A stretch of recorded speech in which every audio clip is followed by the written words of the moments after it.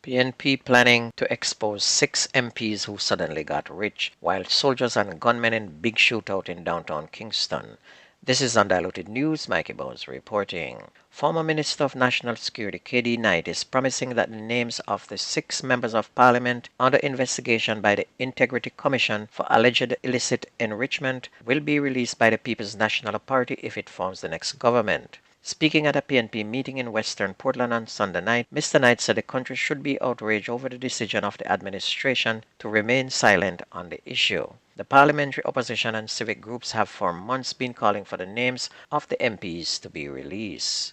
Meanwhile, residents of Greenvale in Spanish Town in St. Catherine took their frustration to the streets on Monday morning as they mounted roadblocks to protest the bad road conditions in their community. Community members gathered sometime after 6 a.m. holding placards and blocking the main road using drum, wood, and debris along with a car while demanding that the relevant authorities provide better roads. One resident, who only identified herself as Keisha, stated that the road has been in a state of disrepair for many years. From me a 12-year-old, I live here, and me a 47 now, and the road them not good. Everybody come out this morning to call on the authorities to fix the road, she said. Keisha said that the recent rain worsened the road conditions, which is frequently used by taxis. And I saw a picture of what is supposed to be a road. Clearly, that is not a road. And the politicians drive around there every 4 years, go look vote. And after that, nobody see them until the next 4 years again. And this is what's happening in a lot of communities. A St. Catherine-based minister of religion has pleaded guilty to the indecent assault of an 11-year-old child. The man, whose name is being withheld to protect the child's identity, is to be sentenced on February 9 next year. He pleaded guilty at the start of the trial on Thursday, and his bail was further extended. The married clergyman was arrested last August after a report was made to the police that he sexually molested the child, and he was subsequently charged with indecent assault. Meanwhile, the police high command is celebrating the success of the police quick response team.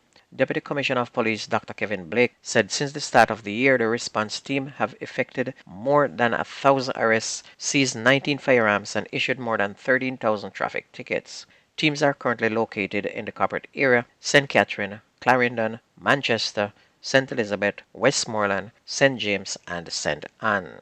DCP Blake says plans are in place to expand the teams to Hanover and St. Mary. Meanwhile, the St. Thomas Police Department's Traffic Division has increased attempts to prosecute truck drivers who continue to overload their vehicles and fail to cover gravel when moving it out of the parish. This follows an upsurge in the frequency of collision which is caused by material spilling along areas of the parish southern coastal highway. On Monday morning, a pregnant female motorist was taken to hospital when her car collided with spilled gravel along a part of a roadway at 14 miles. The motorist was traveling westbound at 10:30 a.m. when the car slipped in the gravel and smashed into a concrete barrier. Additional criminal charges have been laid against former members of the ski mask gang Travis Tummings, otherwise called Chichi, who was last week charged with the murder of 2 schoolboys and a man in Salt Spring in St. James. The Tyler of Barrett Town in the parish was charged on Saturday in connection with the murder of 47-year-old Anthony Forbes, otherwise called Plattop of Flower Hill in Salt Spring, on October 27. He is charged with murder, wounding with intent, burglary, possession of a prohibited weapon, and using a firearm to commit a felony. The Montego Bay police said that about 1:10 a.m., Tummings and accomplice broke into Mr. Forbes' house and fired at him before escaping. Mr. Forbes was assisted to hospital where he was pronounced dead. Tummings was then apprehended at a guest house in his community on November 17 during a joint police-military operation. He was pointed out during an identification parade and was subsequently charged.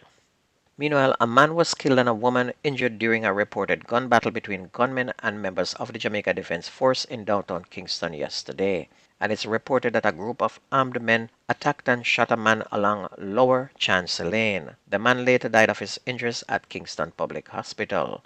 The attackers were then on their way out of the area when they came in contact with members of the JDF along Haywood Street, and this led to an exchange of gunfire. One man was shot and killed and a firearm was recovered. The other men escaped on foot. A female bystander was injured in that exchange of gunfire as well. Detectives assigned to the Constant Spring Criminal Investigation Branch are probing the circumstances surrounding the death of a man whose decomposed body was found in Smoky Vale, St. Andrew on Sunday. It is said that sometime around 11 a.m. residents stumbled upon the body face down along a dirt track and summoned the police. The body was observed to be partially burnt. Onto sports and the Premier League, Montego Bay United scored two late goals to complete a come-from-behind 3-2 win over Portmore United in the Jamaica Premier League match at Westpo Park on Sunday. Deontay Brown had netted twice, both close-range headers for the home team, before substitute Denry Williams scored his first JPL goal in time added as Montego Bay United snapped a three-game losing skid. And it was a bitter loss for Portmore, who led twice through Emilio Rosso and Siobhan Walsh, and it was their second loss of the campaign, ending a six-game unbeaten run. But despite the defeat, Portmore United remains third on 11 points, while Montego Bay inch up to 10th place on 8 points. And in last night's Premier League games, Tivoli edged Treasure Beach 3-2 in a very competitive game, while Arnett Gardens beat Vere United 2-0. Over in Montego Bay, Green Pond scored their first ever win in the St. James Football Association International Major League after coming from behind to beat Wadada United 3-2 in their rescheduled Zone A game, which was played at Green Pond on Saturday. Garth Bromwell led the team, made up of mainly schoolboys, with a hat-trick in the final 23 minutes to overhaul the Wadada United team that was reduced to 10 men after Howard Meir was sent off in the 57th minute for abusive language towards the referee. Wadada had led 2-0 at halftime thanks to a double from Navaldo Christie, who scored in the 36th and the 38th minute. And the win saw Greenpond improve to 4 points, same as third place Granville United, both having played 3 games. Wadada are still to earn a point. Onto cricket, in a very rare occasion, the West Indies win a cricket game. Shai Hope cracked his 16th hundred, and the rampaging support of all-rounder Romario Shepherd lifted the West Indies to a record-breaking 4-wicket victory in a high-scoring opening duel of a 3-match one-day international series at the Sir Vivian Richards Stadium in Antigua on Sunday. Set a daunting target of 326 to win by the visitors, the home captain anchored the effort through an unsteady period and then exploded with an array of mighty strokes, finishing the match with 3 sixes off Sam Curran in the penultimate over to seal the result with an unbeaten 109. And this effort surpassed the previous best of 276 by the West Indies against Sri Lanka, which was in 2021 as the highest successful run chase in an one-day international by any team at that venue.